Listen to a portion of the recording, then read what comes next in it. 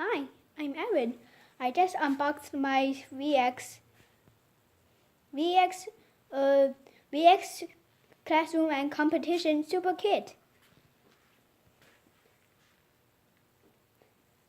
See it?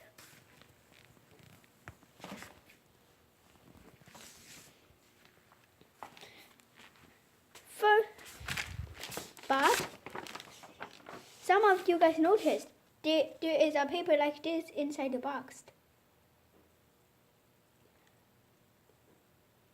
It says that before this the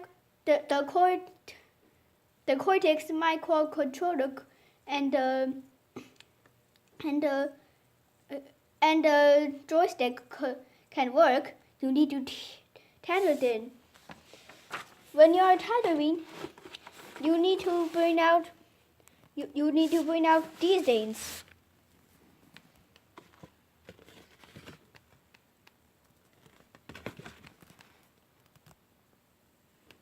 This